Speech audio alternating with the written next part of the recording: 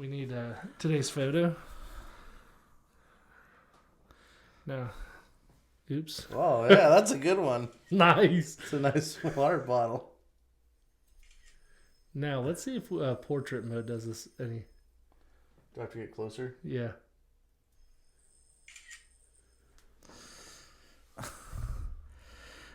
You can do all things. We got a lot going on up here. You got this scorching hot coffee. No, it's not really. It's actually not bad though. We've got our notes. I'm not gonna say anything about that. Cool. So I got my phone, getting text messages, getting blown up. Do you think we should? Oh, it's by you. You're sending text messages.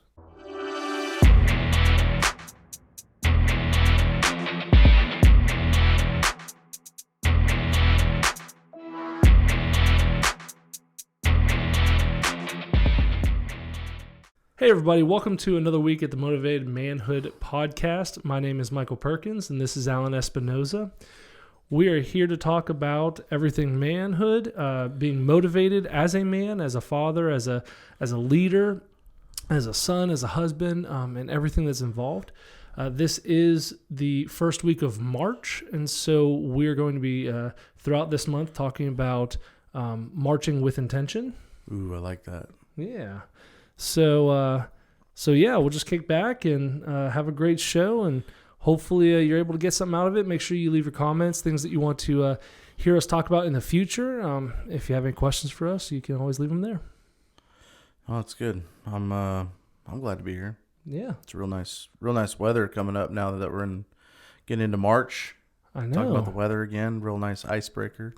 Well, last week you explained to us that we can't talk about the weather because that's the last thing you talk about when we're done.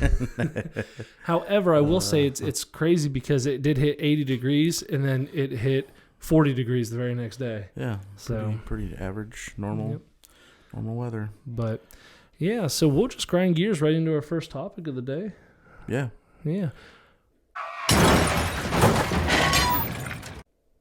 We've been seeing a lot of news stories and everything on revival on the Asbury College. Is it college or university? I think it's university. Is it university? Do you know the difference between a college and a university? I don't.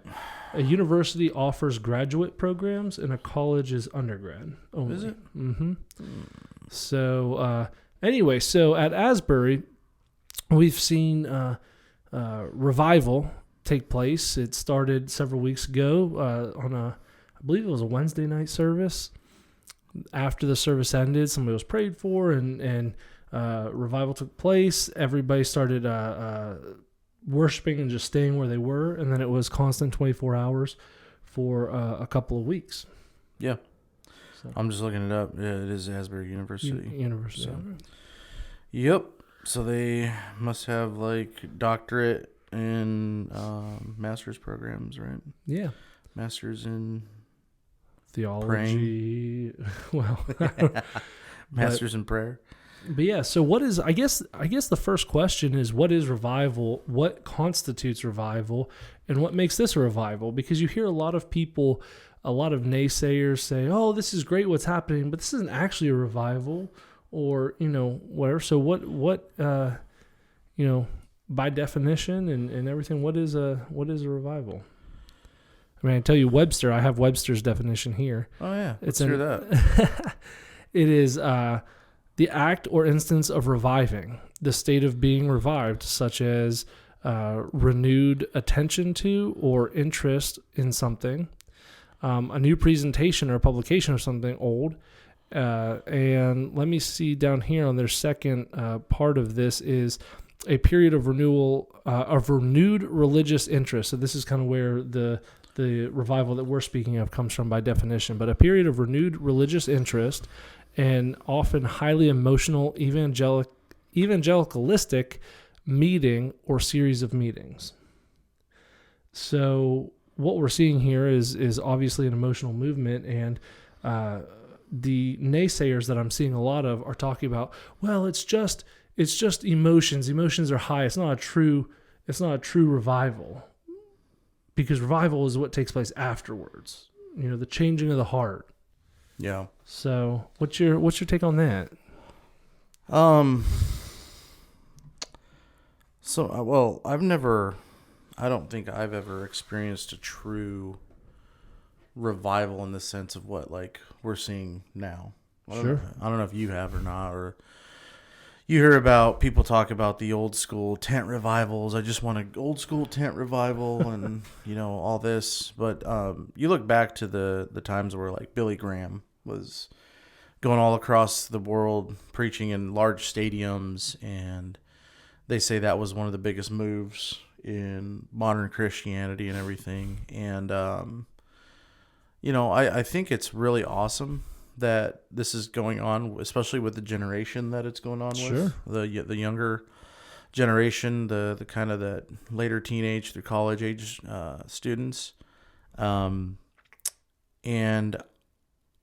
I am not in a position to say, well, I don't think anybody, me personally, I'm not in a position to say, well, that's revival or that's not revival. Sure.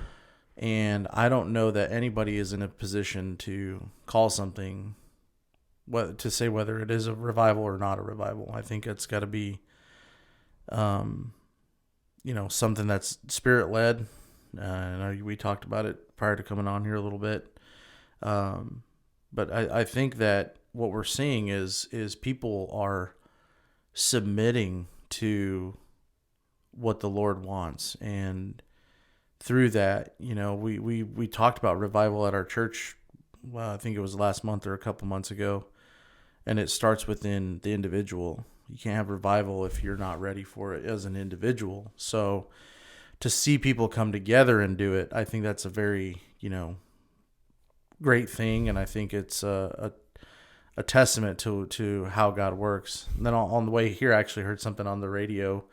I listen to K-Love 24/7 because I'm a good Christian.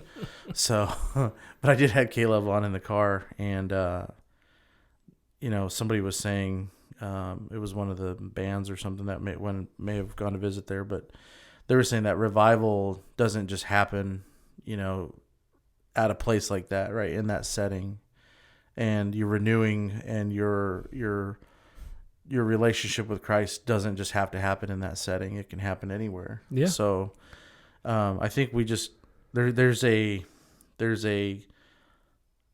discerning caution that you have to have with it, but at the same time you have to be wise enough to also see the move of God and just be prepared for it. Well, I am unfamiliar with Asbury University. I'd never heard about it until this thing. So I hadn't either, and my dad was telling me that this same thing happened back in the 70s at Asbury. Oh, really? So that this is something that's happened there before. Okay. But I mean, we're talking that's 50 years ago. Wow. So yeah. Hard to believe the 70s or 50 years ago. Man. But when we're looking at,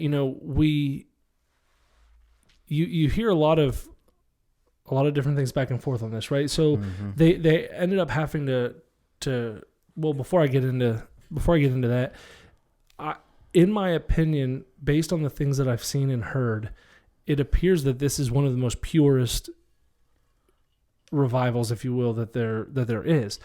And I think that's awesome that God obviously has his hand in this in a mighty way. They have said, and in the president's speech that he gave that we'll get into in 1 second, he even comments on, like, we don't want to live stream. We've asked our guests to not to live stream this because it's not about producing this out. It's not about being TikTok famous. It's not about any of that. It's about the revival that's taking place right here, the people's lives that are taking place. Some can argue, well, don't you want to share that with everybody? Well, it's not about that. It's about what's taking place right here, right now. It's interesting you say that because, like, you look in the Bible, when Jesus was performing his miracles, he always told mostly everybody, don't tell anybody what happened here. And then we also read about, praying in secret and going to that secret place and not being, loud clanging cymbals and all that stuff. So it's just interesting that, it's easy for trends to start like on TikTok, like you're saying. Correct. and it's easy for people to want to be part of that. You know, people on social media see a movement, they want to be part of said movement, and you can easily kind of create that movement yourself. And I think that president's probably doing the right thing by doing that and letting it be truly what it is for what it is. Well, so on the Tucker Carlson show, he was talking about how they were going to go there and report on it. Oh, yeah.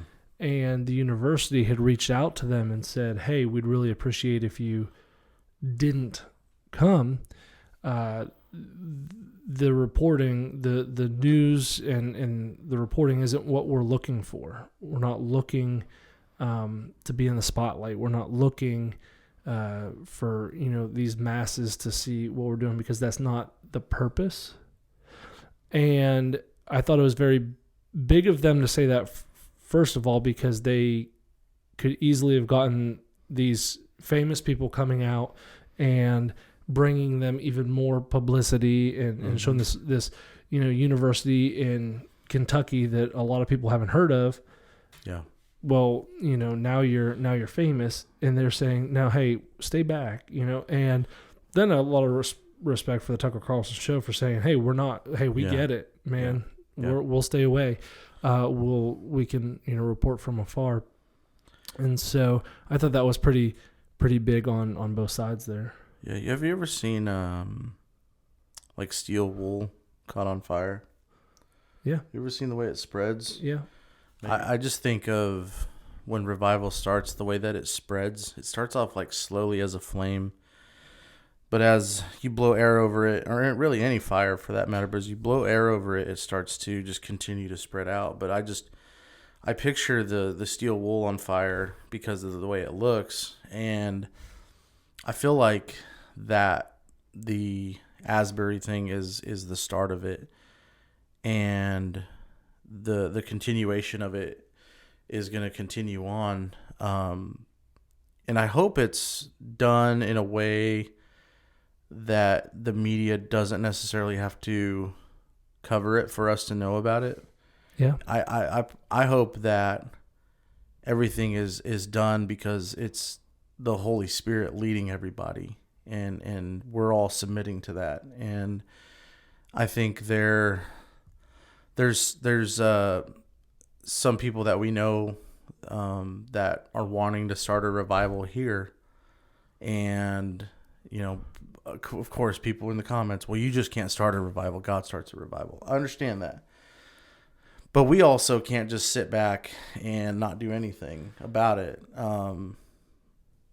So where's the balance and cutoff for us to be able to, I don't know, I don't want to say create that environment, but for lack of a better term, God's going to do what he's going to do. I think it depends on us and how willing are we to be ready for him to do that and not let anything else get in the way of it. So this reminds me of something that happened several years ago. I heard a youth leader stand in front of a congregation of youth group goers, if you will, the youth, and he was leading worship, and he was telling the kids, raise your hands, do this, do that. Yeah. And he then proceeded to tell them how anointed he was and how he was put there to teach them how to worship, so they needed to listen to him because he was the anointed one. Mm-hmm. And it boiled my blood. I mean, my blood pressure went through the roof, because if you are that anointed, you don't need to tell people how anointed you are. Right. And so those who are looking for revival, like the people that we know in this area that want revival, need to do it organically by their actions, by the services they help, by their lifestyle that they're showing, and allow that flame to grow. Yeah. But I think whenever you're doing it, and I'll just call it what it is, artificially, Mm-hmm. you're not going to get the same results as if it happened organically. Yeah, it'll be nothing but human emotion at that point. Yeah. And the move of the Holy Spirit is going to create emotion in you, but it's an emotion that you have never experienced before. It's actually really, really pretty awesome. But getting back to what you were saying, like, first of all, someone who is anointed isn't gonna really walk around and saying they're anointed. That's that's a dangerous line to walk. But I really want to hit on how does this relate to like everyday, what we're doing in life. And I know we talk a lot about business on our pod here. Like, so the president stepped up, right? What did he say? Did you already cover that? Well, no, but I will. First of all, I think it all comes down to what we're talking about here is with intentionality. So as we move forward with intentions of spreading the word in any way that we can, finding the organic approach, and doing it, and doing it with intention, not just Sunday mornings and Wednesday nights at church, but actually intentionally having a lifestyle that reflects that. Sure. But the president got up in front of the congregants there at Asbury and had to essentially shut everything down eventually. Now it wasn't like an abrupt, like, okay, hey, we're done. But from what I gather, well, first and foremost, the leadership, I think he got a lot of backlash, but I think that he showed impeccable leadership from his very entrance on stage. He went up there and he said, hey, my name is so-and-so. I work here at the university. And then he proceeded to talk about the revival and what was going to have to take place. He didn't even mention he was the president or anything. He just, just very humbly was like, hey, I work here and I wanted to go over some things with you guys. He talked about how great everything was taking place, how people would come from all over the state, the country, even from outside the country, I believe. And unfortunately, the town that they were in couldn't handle the infrastructure of the area, couldn't handle the amounts of people that were coming in. And so they had to say, hey, we're going to have to limit this. We're shutting down. So I think he stood up on a Sunday and night and said, by Tuesday, we're no longer having public services that are open to the general public. I think it was, hey, we're going to cater to high school and college students and then, see kind of how things go from there. But he did have to kind of shut things down. And a lot of people are like, hey, you're shutting down the move of the Holy Spirit. And it's like, I don't think, for the safety of those, right. I think that there's, he did what he needed to do. I think he did it with finesse. I think that he, use wisdom and showed judgment, great sounds leadership. like to me. Yeah. So kind of grinding gears here a little bit. We can grind gears. Going a little off topic. I was watching some stuff. I don't remember what it was, but I think it may have been Andrew Tate clip. And we go from Asbury University to Andrew Tate. yeah, he's a good leader. But he was talking about Dubai. He was talking about living in Dubai. And so their leadership is, I believe, just like run by one person. It's Mohammed bin Zayed Al Nahyan. Tongue twister there. But he's the president of the UAE, I believe. Don't quote me on that. But anyway, there's basically one leader. They don't have like layers of government like we have. Mm-hmm. And I was just thinking about Dubai, and I was just like, man, it's everybody that I've ever heard talk about Dubai has always said that it's really low in crime. It's a great place to live. It's very diverse. Yeah, they basically have built this place in the middle of the desert to, be this great place to live. So I was like, no, I would at least want to visit Dubai. I don't know that I'd want to sit there and live through sandstorms. But I posed a question. I was talking to my mom yesterday. I posed a question. I said, if you could have all your loved ones around you and money was not an issue, like let's just say I made enough money to bring all of our family together and we all just decided to up and move and all be in one place together, and it was Dubai, would you move there? And I was expecting her to just be like, yeah, why not? And it's a hypothetical thing because I'll probably not have enough money to do that for my family. But well, if we get enough of you to like, subscribe, come on, merch link and buy, like buy our merch we haven't made yet. He can go live in Dubai with his family. There you go. Sign us up. But it's like, I thought it was interesting in the fact that she had to think about it after I described it. And she didn't even know what Dubai was, in all honesty. She's like, Sure. Where's that? And I was like, it's in the Middle East. Like, it's Dubai. The tallest buildings there, Burj Khalifa. It's like, but it was so funny. She's so like comfortable where she is. She's like, well, I don't know about the culture or the food or any of that. I'm like, Mom, you'd be all right if you went. But I don't know. It was just an interesting conversation of what we had, and I was like, you wouldn't just do it? And she's like, no, I wouldn't.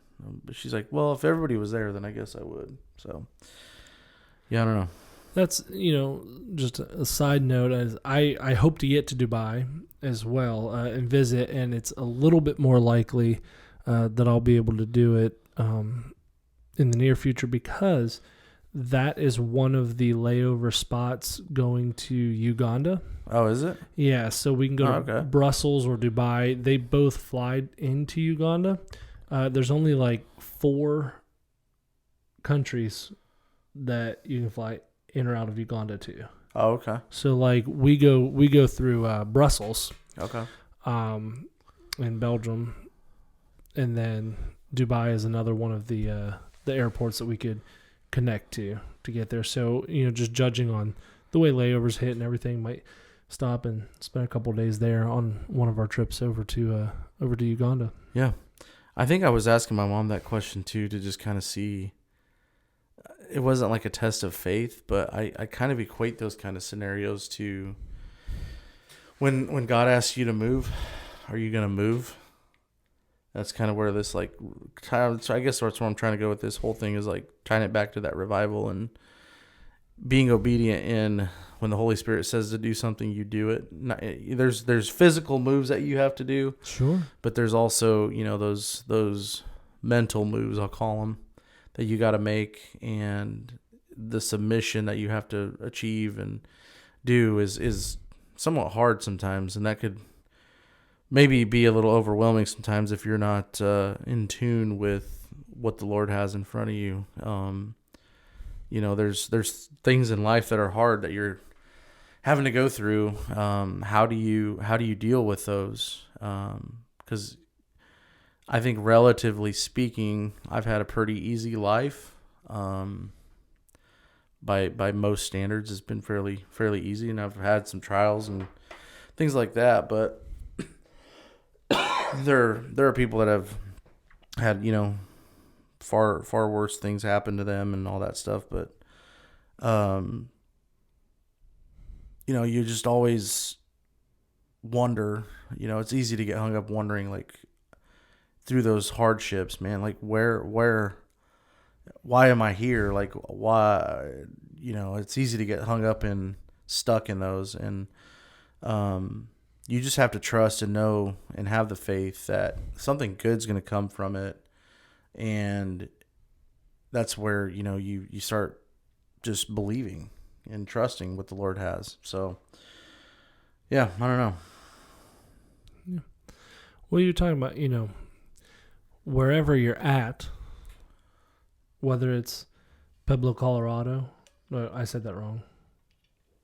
Pueblo, Colorado, Boston, Houston, Nashville. Whether you're here in Hendersonville or up in Gallatin, whether you're working for a company or working for yourself. Yeah. I think you've said this a lot lately, and it's just finding joy in everything. Yeah. Wherever you're at. Yeah.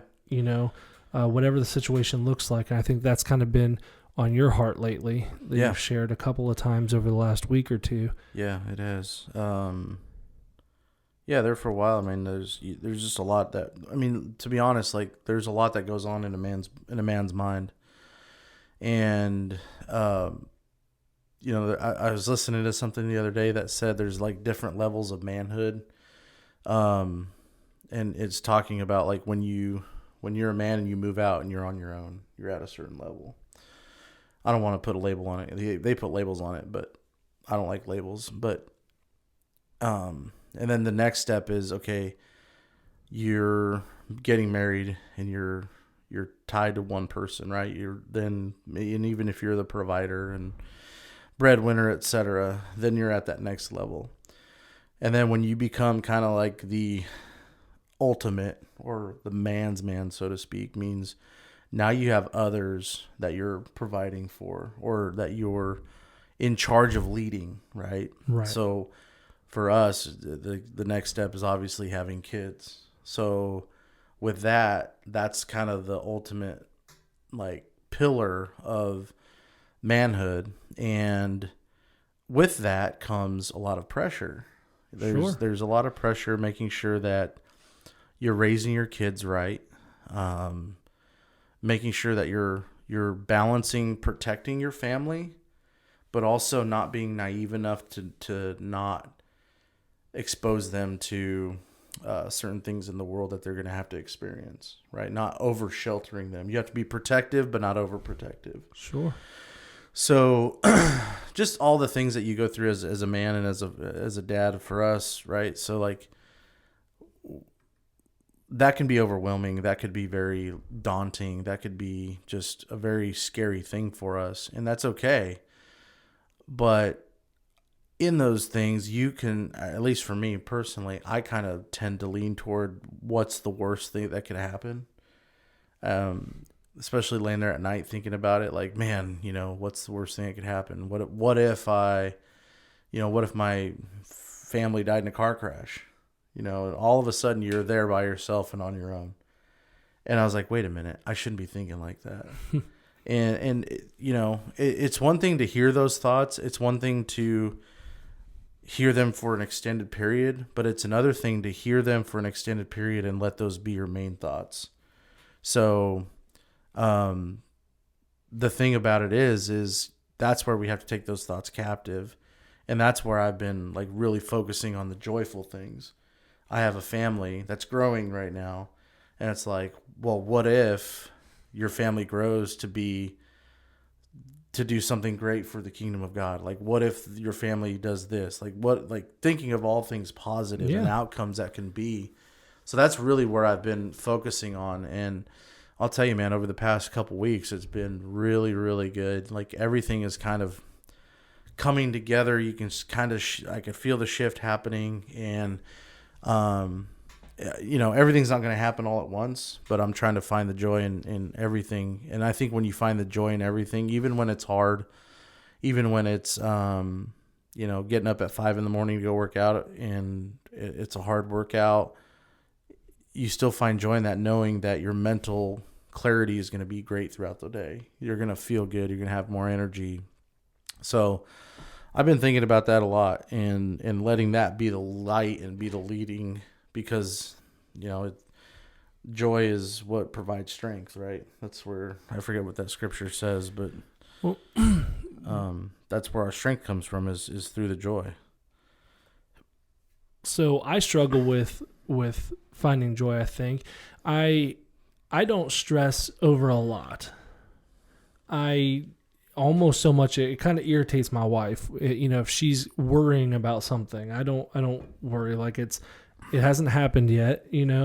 Bad storm coming. Well, I'm not stupid enough not to prepare, but like I'm not going to freak out until something's in the middle of it. And it might have stemmed from my days in emergency services where, had to remain calm. Yeah. And 9 times out of 10, when you're dealing with something on somebody's worst day of their life, some sort of an emergency, 9 times out of 10, it will be okay tomorrow. Let's now that's not always the case, but so I've kind of learned, or this might be a blessing and a curse, but I don't ever make things big deals until they are. Sure. Right.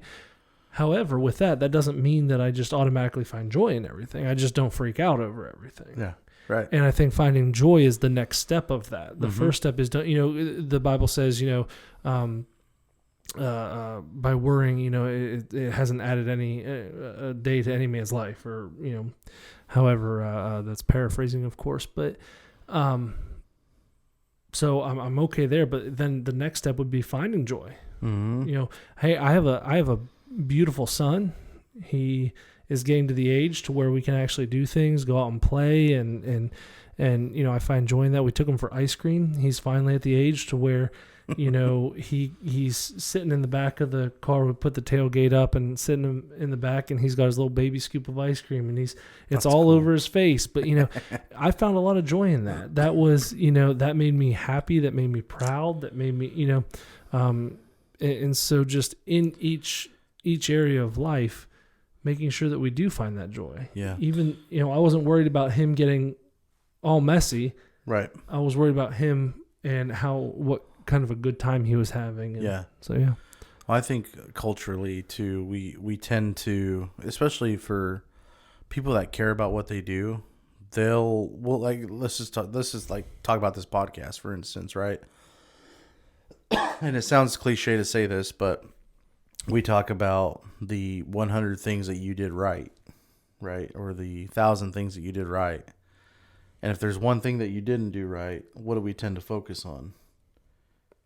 Well, the second we turn off the camera, I'm already telling you, hey, next week we have to work on this, and hey, we can't say this, and hey, But that's a good thing, because it's a driver toward excellence. That's a driver toward getting better at what we're doing here. And but at the same time, on the flip side of that, if you let that be your guiding light in your driver, a lot of times, if you let it become negative, that will steal your joy. That will not make anything fun, because then all you're focusing on is, the one thing that you messed up on instead of all the great things that you did.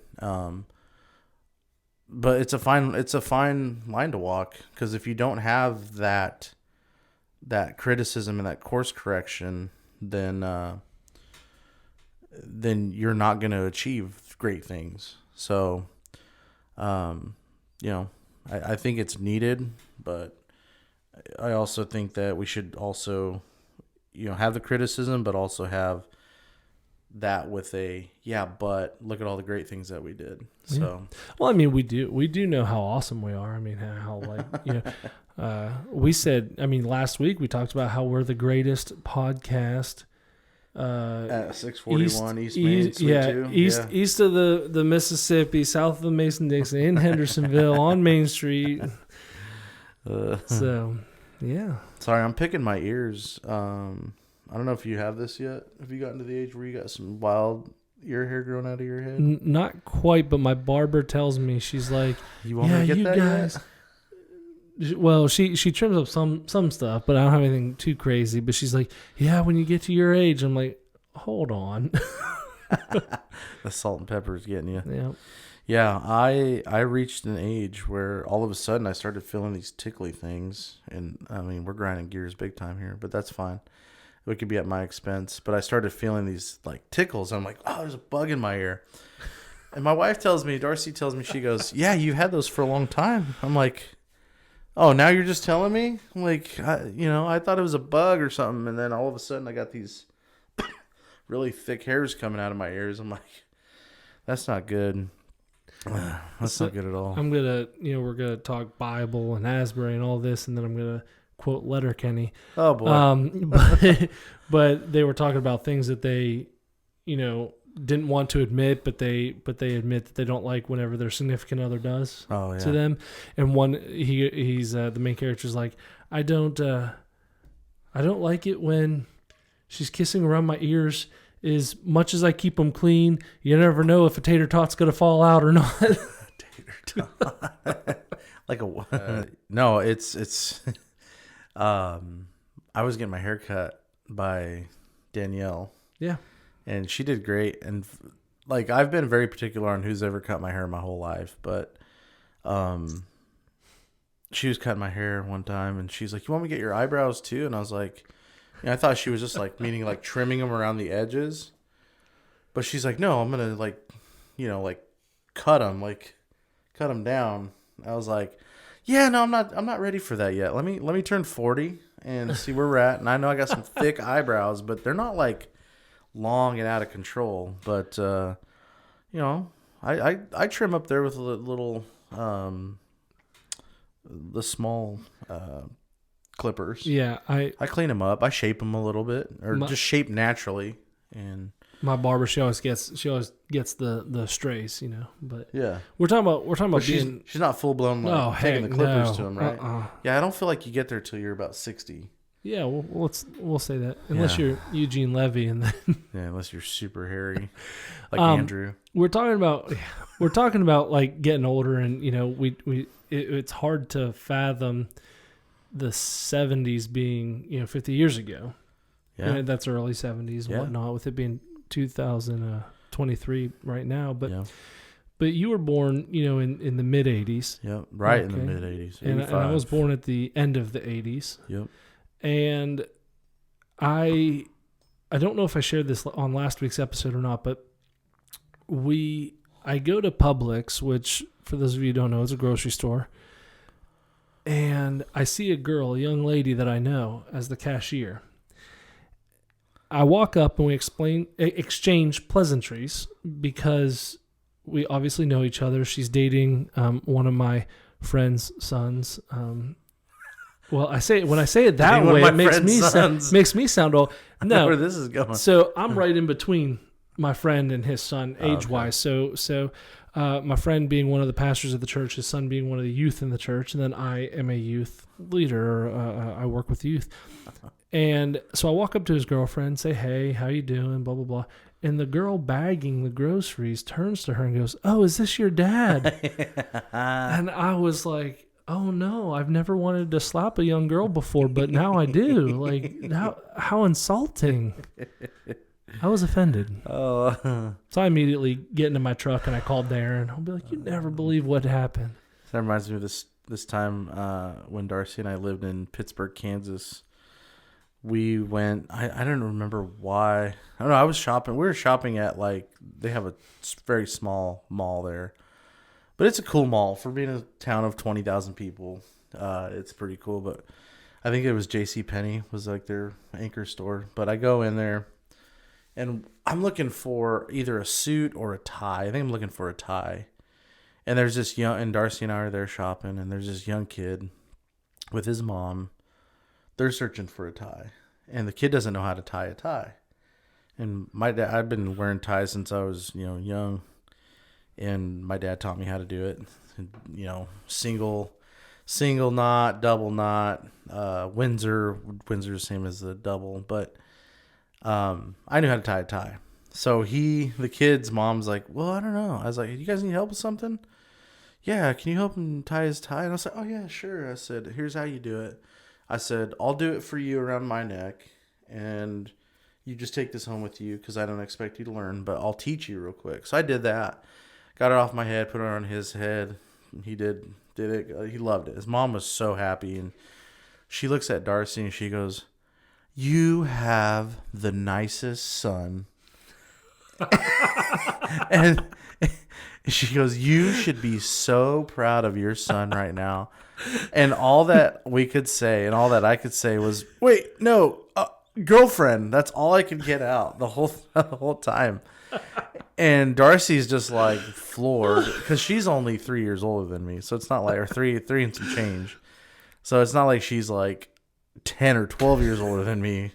I was like, "Darcy, either I look really good or you look really old." I think it might be a combination of both. But so here's one for you. My mother, she's 71, I believe. And she took my son, who is 2 years old. Okay, so there's nearly 70 years difference. There's a lot to unpack on this. So it's my mother in her 70s with my dad, who's in his 70s. Yeah. They take their 2-year-old grandson. Mm-hmm. But then to make it even better, I'm adopted. So I'm not their biological child. And my son is also adopted. So he's not my biological child or their biological grandchild. Doesn't matter. But Right. for the purpose of this story. So my mom is walking through Sam's Club. My son's in the cart. And this lady, who my mom said was even older than she, comes up and goes, "Oh, your daughter looks just like you." Wow. She got it all wrong. Insult me injury. Oh my gosh. I mean, it's clearly a little boy, Your daughter. and there's a just 70-year like age gap. Wow. But yeah, so that happened recently. Man, that's a rough one. There not so much to unpack. There's so much to like recover from in that. Right. I mean, first of all, you just called my son a boy, and he's not a newborn. No. I mean, he clearly is a boy. And it's not, age-wise, it's not her. Not even close. Hers. Like, yeah. And then also, it doesn't look like. What'd your mom say and your dad? They were just like, "Oh, thank you." Well, no, It's my like, mom was like, I wanted to correct her, but like she just kept, I guess she was in like one of those little power things. She just kept going and like, so she was like, I wasn't even gonna. Unbeknownst to her, just tossing out insults at Sam's Club, just driving. That's a different kind of drive-by shooting.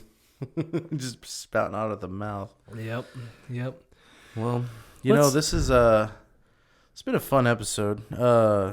Wish our intern was here, but I do have to give him a shout out.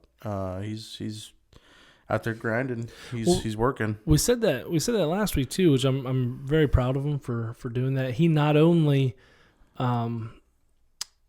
is working one of his other jobs today, but he also did some work for us and got an appointment scheduled that we were able to go handle in his absence, something that he would normally do, but we stepped in to kind of assist there because it was work that he was doing for us, which was great. Yeah. You know, that he's getting busy enough that it's overlapping. Getting some momentum. That's what it's all about. Yeah. So no, I'm proud of him. Proud of where he's come. He's got a ways to go, but he's come a long, long way. So I think he's on the right track. Yeah, he's about as hard as a concrete, but we'll soften him up before long.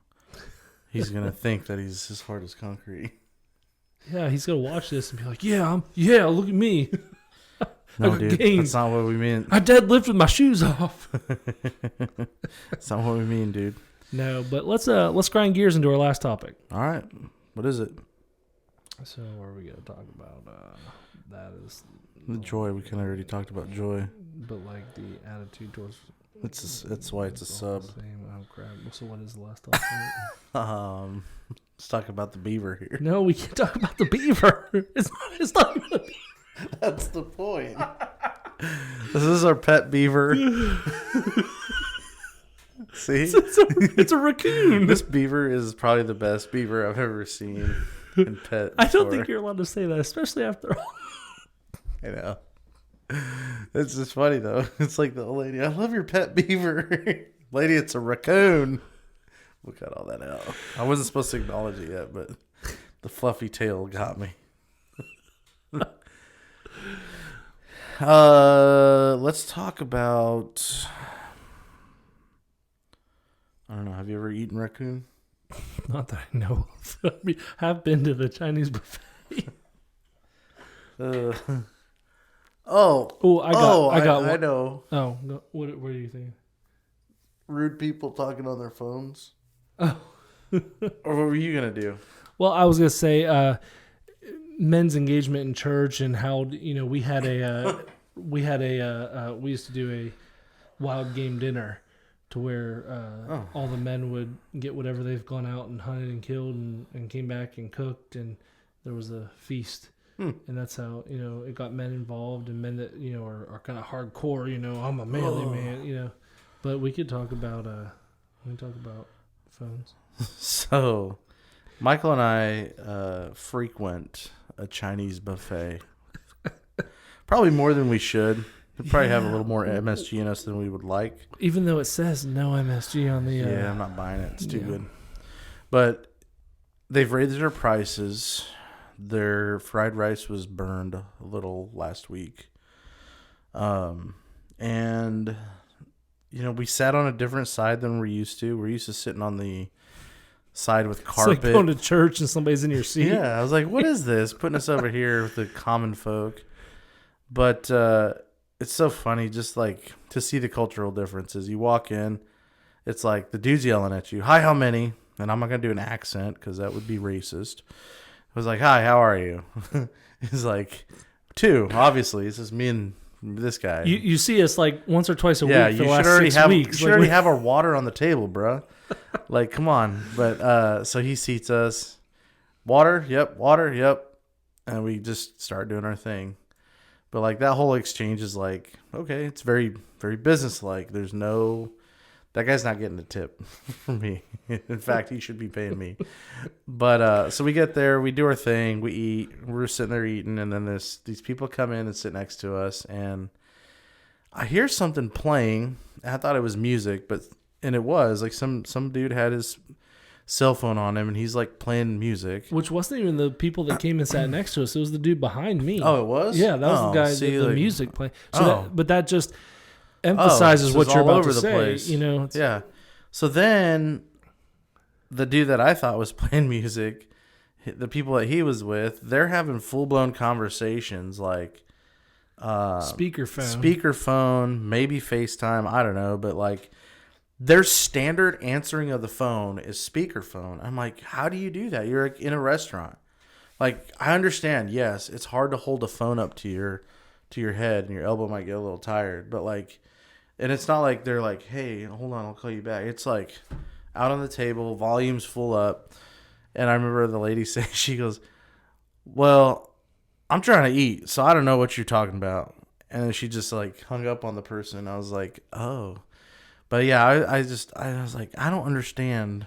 First of all, like, I don't want people being in my conversations like that. Well, the appropriateness of like your surroundings. Yeah, like and know the your surroundings. Consideration for those around you, because that's all it is just having zero consideration. You know, it's, hey, this is me. I'm here. I'm going to do whatever I want. I don't care if it inconveniences you.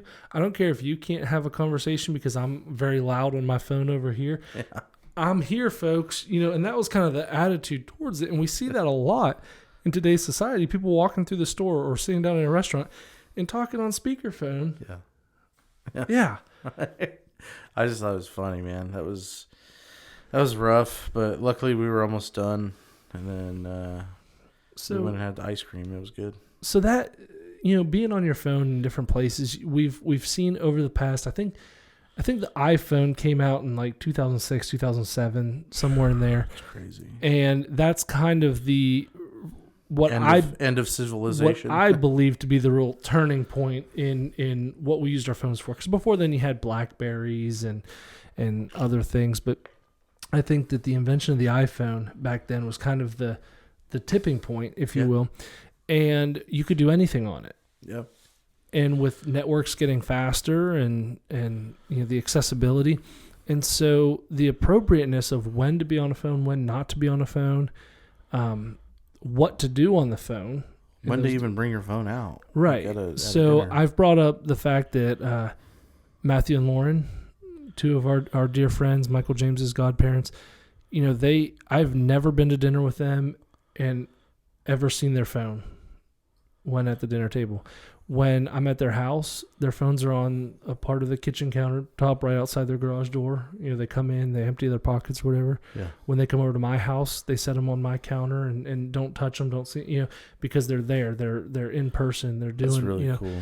And I look at it because I get onto my wife a little bit because she'll be scrolling Facebook, you know, when we're driving in the car or when I'm driving, she's, you know, passenger or just sitting on the couch. You know, I do get under her a little bit about that because I'm like, hey, just be here with me. Well, we're not doing anything, you know. Kids at youth group, all on their phones. They have the opportunity to spend all this time with their friends, but they're all playing on their phones, and so just the appropriateness of when to use that. I think we've lost that, and then some people don't don't get that it's not appropriate. Right. Like they truly believe like there's nothing wrong with being on their phone Yeah. talking in a restaurant like that. Yeah. Or my wife, instead of spending time with me scrolling, or these kids instead Well, of it's spending like time like with their the friends. youth kids, they'll go home and be like, let's just say their parents are like, hey, what'd you do? Oh, we hung out with my friends. In their mind, they were there with their friends, even though they were on their phone the whole time. In their mind, they were like, oh yeah, we were with our friends. Like we hang out all the time. And I'm like, the definition of like quality time with people has just gone down so much. Like the everything, not just the phone, but like even like smartwatches or anything that has a ding or a buzz can just easily break your concentration. It's so crazy. And like for being productive at work, like that's the last thing that you want is like any break in in anything, in any concentrated effort. You don't want any break, even if it's a small like interruption, like a ding or a buzz, because even that could derail your focus. It does. It derails your focus.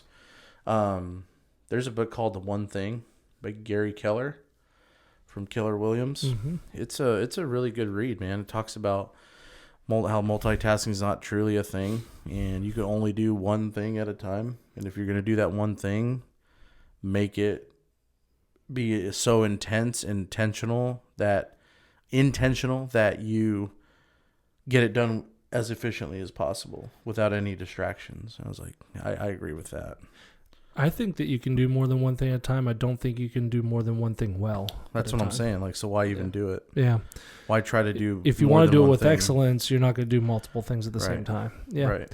No, I back it. So as we wrap up, I think that the call to action, or what we would implore you to do is just be intentional about being present. Yeah. No, that's a big one. We talked about joy, finding joy, be intentional about finding joy. Yeah. All those things, the I even have it, revival / intentionality. So I think the common thread here is intentionality. That's it. So, march with intention. Is that what you said for the march? Yeah. Is that what you said? Yeah. March with intention. March with intention. I like it. So instead of March Madness, we're doing March with Intention. So what is it? Subscribe, smash the like button. Merch link soon to be in bio. Why do people put things in their bio? Link in bio. Yeah, it's. I'm like I don't.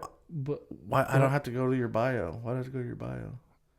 But the description maybe. I don't know, put the link in the comments. The link pin in a comment. Yeah, that thing helps the algorithm. But if you hit the like button, yeah, watch till the end too. Yep. All right. Love you, Dad. We're out. Love you, Dad.